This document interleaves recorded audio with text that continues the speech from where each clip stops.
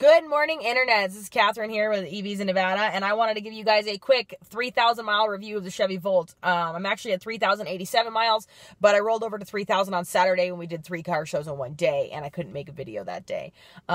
So as for my 3,000 mile review of the Chevy Volt, I've been driving it for about 2 months now, and when I first bought it in October, there was no need for any of the climate controls. It's beautiful weather here. It wasn't hot, it wasn't cold, I didn't need AC, I didn't need the heater.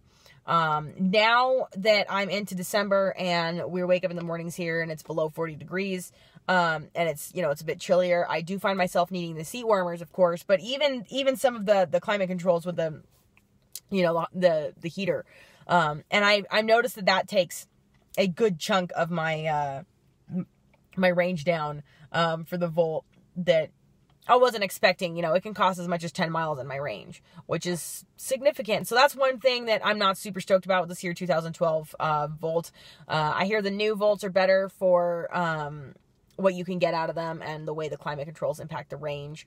That's one thing. I'm going to pull this camera down here and show you guys.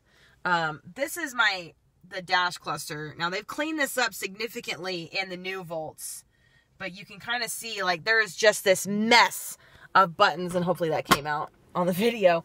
There's this mess of buttons in the center that a lot of people, when they first got their Chevy Volts back in the day, were rear-ending people because they would be focusing down here and pushing all the buttons instead of looking where they were going. It's very, very busy. None of the buttons are actual physical buttons. They're all the, the touch button, and they give you this little bit of, I don't know if you guys can you can hear the click. It gives you that click of feedback to let you know where you're at in the menus and things like that. The screen itself is a little slow. That's one thing I would change. The computer in here doesn't really catch up. You press a button and it takes a second. And you wouldn't think a second would really matter, but it kind of does when you're trying to get, the nav input and everything. It takes a little bit of time. I think really that's all I would change. I don't have any issues with the visibility in here. I still love the look and feel of the inside of this thing, the dash cluster with all the busy buttons notwithstanding. It's still a really, really wonderful vehicle. I love my leather. It's holding up very nicely. I drive the absolute snot out of this thing because I drive a lot, and I just really, really no issues. It's easy to keep clean. It's easy to get to everything. I personally blacked out my grill and my badges, and we ran it through the car wash for the first time since doing that over on Friday. And not only did my Plasti Dip hold up very, very nicely, maybe make another video about that in the future, but don't talk smack on Plasti Dip. It's a better product than you think it is, and you should give it a chance. It held up really nicely in the high pressure car wash, but I didn't think to, unscrew my antenna, which they tell you to do, or anything else. And the car did fine. I had no issues. It's watertight, with the high pressure jets and everything. And I didn't expect any issues, but I was really pleased to find out that there were none. The car itself is still handles beautifully no matter where I take it or how I drive it.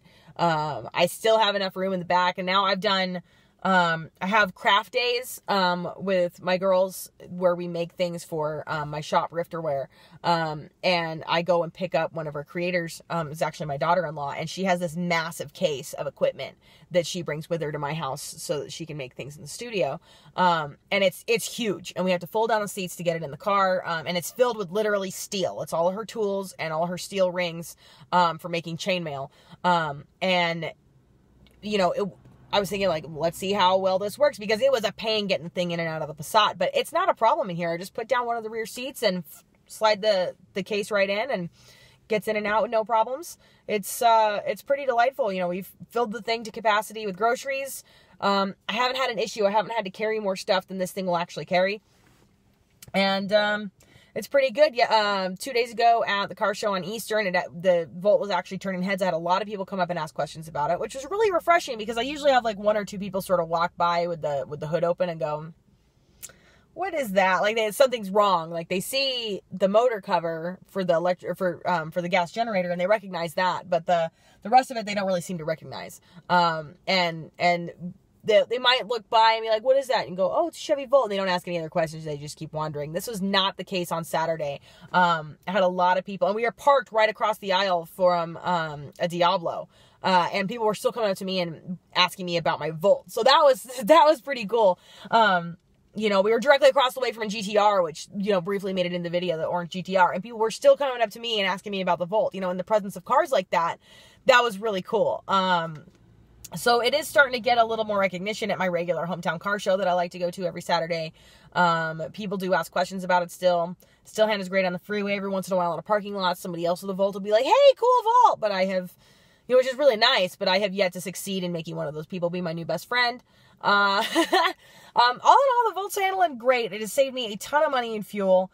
And I really recommend getting one to just about anybody, whether you get the old Volt like this one, this is the 2012 Volt Premium, or you get one of the new Volts, which are a little different, and they lack, you can kind of see over here, the window, the secondary window in the hatch. I like that window in the bottom of the hatch. That little extra bit of visibility makes a huge difference to me. But the new Volts are really good looking too, and I really recommend giving either the Volt or the all-electric Bolt with a B a chance. Although I have not had a chance to drive one of those yet, I have seen them around on the road. And I know somebody here in town who sells them and says that the users that are, you know, buying the Bolts end up being extremely happy with them. So I think that is going to pretty much do it for me here today, guys. So I am Catherine with EVs of Nevada. Please remember to like, subscribe, and smile.